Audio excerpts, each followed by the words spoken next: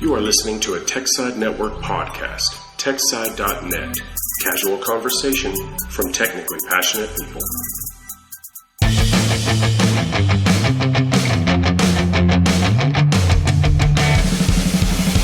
This is Americanitis, episode 20, The Death Penalty and Private Prisons, for May 16th, 2020. I'm your host, Daniel Sagner. This podcast contains harsh language and covers adult topics. You'll be challenged by views with which you do not agree. We may not be politically correct, but we are correct about politics.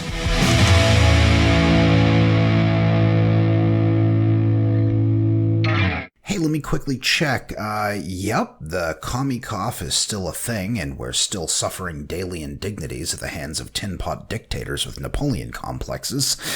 I can't possibly keep up with the injustices inflicted upon your person with a weekly podcast. It would take the show hours long if I did it daily, and frankly, aren't you getting that everywhere else? I need to get back on track. Let's tackle some less obvious issues this week, shall we? What am I mad about today? Well, the other bit of news on fire this week was the controversy surrounding the extrajudicial killing of a man named Ahmaud Arbery. I won't bother with the details, as you've seen the story. For the record, those supposed vigilantes should all have nice, long prison sentences. That was murder, plain and simple. I don't give a shiny shit if this guy was jogging and all the necklaces he just stole from the local jeweler. Unless someone's life is on the line, you do not use lethal force. Too many people are focused on race in this case. You need to focus on principles. Is it okay for someone to chase you down and kill you because they think you did a thing? Obviously not, and that's all I have to say about that. But this case got me thinking about criminal justice, and here we are. At this point, I think I've made it clear that I'm an extremist for capitalism. I understand that the recognition of individual rights necessitates the private ownership of everything and the state keeping its grubby paws out of my business. That's well and good for economical concerns. Not even communists argue that capitalism is ineffective. It's clearly the system that raises the poor from destitution and provides the fertile ground for innovation. Capitalism is responsible for every material thing that you enjoy. The economic argument has been won 1,000 times. A country, however, is not just an economy. When you get down to concrete examples in other areas, such as criminal justice, the slam-dunk answers are less readily available. So, let's explore a couple. The first issue is private prisons.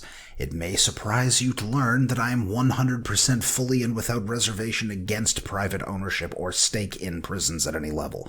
But why? I'm such an insane, greedy capitalist pig. How could I ever possibly be against somebody making a profit providing a necessary service? It's because I base my politics on principles. Plainly put, the principle at work in a capitalist system is the extraction of force from the marketplace. Everyone must deal with each other as traders, not highwaymen. Value for value, no guns allowed. No man may initiate the use of force on another. The entity that we entrust with the use of retaliatory force is the government. There's no way around this. We create an institution through which we may process violations of rights and violations of objectively defined laws. The philosophy of law is not my specialty, and I won't be going into it here. The principle at play is that only the state may legally use force, and only in retaliation. It is therefore only the state that can imprison citizens. I can do a cast on why anarchism is invalid if anyone's interested, but I'd like to get on to the topics. Incarceration is obviously a use of force. You are depriving an individual of his freedom of movement, his right to own and dispose of property, his right to association and assembly, and plenty more. This, without argument, lands incarceration in the bailiwick of the state. Giving private individuals the power of a jailer is not only a recipe for corruption, it is also wrong on principle. I'm not persuaded by the arguments to the effect that private organizations can run the prison system more effectively. Frankly, I don't give a damn. Of all the things the government spends your fucking money on, the prison system is where we need to cut corners. Give me the biggest break. This is one of the few things the state does that it actually ought to be doing. Could it be more efficient? I'm certain it could be. There's always room for improvement. That does not then mean that we allow force into the marketplace. Another argument private prison goons like is that it's population control. Privately owned prisons, you see, keep the population of regular prisons down. I mean, it actually hurts my brain that I have to say this, but build more goddamn prisons. Honestly, what kind of an argument is this? Oh, imagine that. If we need more of a thing, and then we add that thing, now we have more of the thing. No shit. That's how math works, you dingus. The problem isn't adding beds, it's who owns the beds and has dominion over the inmates. And the worst argument I think I've seen is that private prisons create jobs. Wow. Great reasoning skills. That's your standard, huh? Job creation?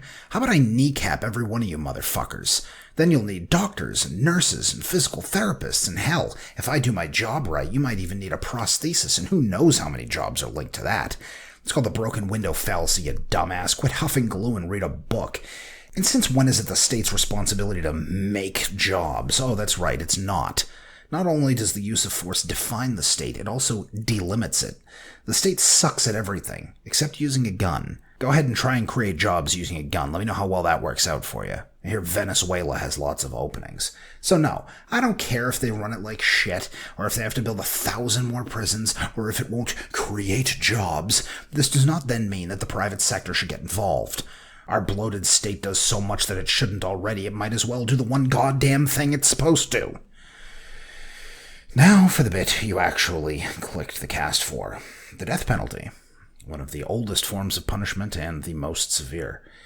We all know what it is and how it's performed. I was considering listing the countries that still practice it, but that's a bad argument. I could just as easily say, oh, you think respecting human rights is so great? Well, here's a list of every country who violates those rights. That list, by the way, would include every country, but my point is that the argument that 50 million Frenchmen can't be wrong is spurious and holds no water. We need principles to guide us, not the wisdom of the crowd. In these cases, I find inspiration from my favorite philosophers. Here, Rand points out that the man who murders, rapes, and destroys gives up his rights. He even gives up his right to life. The law generally recognizes this. If I steal $500 from you, then it is right that I lose my right to property until I pay you back plus damages. Murder is obviously different. I can't give you back your life, not even if I'm killed for taking yours. There's no way for me to undo the damage. A man that commits certain crimes can no longer be granted the same respect that we give to each other as human beings because he is acting literally inhumanely. He is acting like an animal, and animals have no rights. Rights belong to rational beings in a societal context. With very few exceptions, it is not rational to take the life of another man. Rand and Peikoff go on to say that while the death penalty can be morally justified, that the epistemological requirements for such a decision ought to be extremely high. Rand points out that this is the one punishment for which you cannot provide retribution. If you wrongly imprison a man for 25 years and he is then exonerated, you can't give him that time back, but you can give him something. You can't make it right, but you can make it somewhat less painful. When you kill a man, that's it. It's done, and there's no going back. The requirement for proof ought to be certainty, 100%, not beyond a reasonable doubt. Even an unreasonable doubt should be enough to stay the hand of the executioner. This kind of proof is nearly impossible, so Rand claims that the death penalty, while moral, should not be used today. Perhaps some breakthroughs will allow us certainty in these cases in the future, and we can revisit the topic. I have another issue with the death penalty that Rand does not address. To be clear, we are now off the reservation. This is not under any branch of philosophy, objectivism, or otherwise. These are just my own thoughts. The state has certain powers because we grant them. We allow the state to act in our stead in matters of self-defense. The state, as an entity, does not exist. It has no rights. Remember that only individuals can have rights. The individuals who make up the state have rights, but the state itself does not. You, as an individual, have the right to property, to life, and to self-defense. It is this combination that we use to empower the state to defend us. We allow the state to act in our stead because we recognize that an objective rule of law is beneficial to our lives in a society. While you grant the state the ability to defend you, that does not then mean that you give up that right. If you are threatened, you must defend yourself. Now, let's run through some scenarios. A man breaks into your home with a gun. You manage to disarm him and tie him up. You then call the police, who arrest him, and a judge sentences him to a jail sentence. Justice has been served. A man breaks into your home with a gun and threatens to kill your wife. You struggle, manage to disarm him, and stab him in the neck with a knife, killing him. The police arrive and take your story. The situation is investigated and you're cleared of any wrongdoing. You are protecting your life, the life of your wife, and your home. Justice has been served. Scenario 3 is a little different. A man breaks into your home with a gun, smashes some of your things, threatens to kill your wife. You disarm him and tie him up. Then, while he is tied up, you take your knife and slit his throat, killing him. Was justice served in this case? What is different? The difference is that in the third scenario, the man who broke into your home was no longer a clear and present danger. He was bound and therefore was no longer a threat. I promise this is going somewhere. You were in the wrong and now can and should be tried for murder.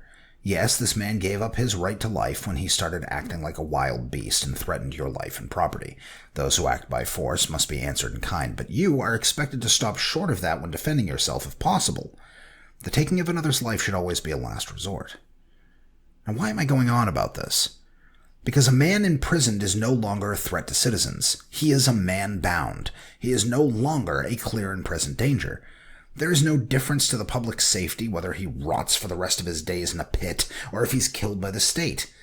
We have to justify every single power that we give the state. If you do not have the right to murder an impotent man, then neither can the state. The state has no more rights than you have. Hey, it's time for the tweet of the week. Yeah, it's a tweet this week. Sue me. This one came across my desk thanks to Juno. Tragic to have children growing up basically afraid of one another and fearing closeness. All affection is now taboo. This is not even logical. I'm not sure what exactly, but it's about something else, not the virus. Yet another reason to homeschool. I'll say I've noticed it in my kids. Even the little one is unsure about touching things or showing affection to people. I've made it a point to snuggle them on the couch and hug them more, but I'm not certain they'll ever be able to hug their grandparents without half a liter of Purell.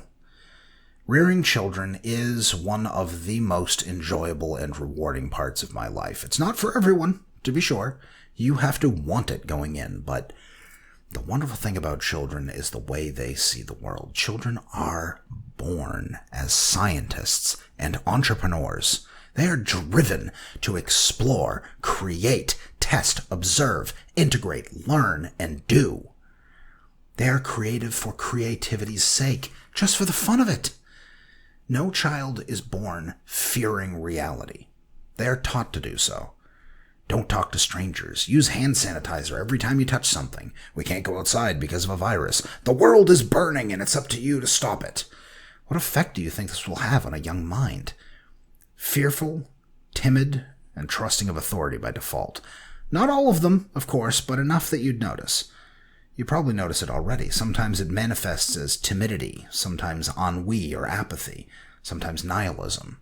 Now, you may balk at my suggestion that today's youth are accepting of authority, but that may be due to a narrow understanding of authority.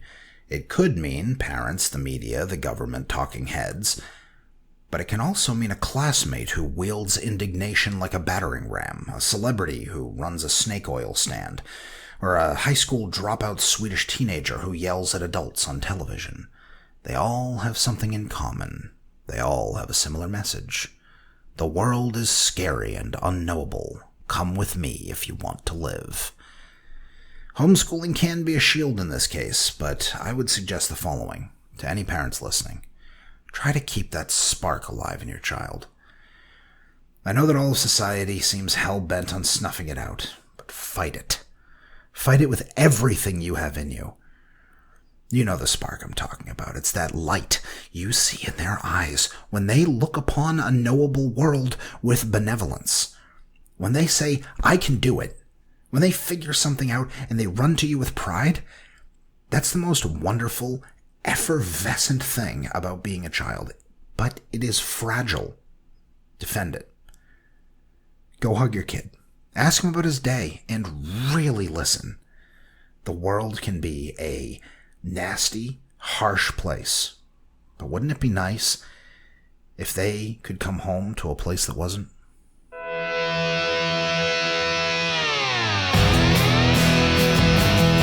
Got a topic or feedback? The podcast is at Americanitis Tech. You can also follow me at Dan Sagner. My last name is spelled Sierra Alpha Golf November Echo Romeo. Please subscribe via Apple Podcasts or Google Podcasts if podcasts are your thing. I'm also on YouTube, so remember to annihilate that subscribe button.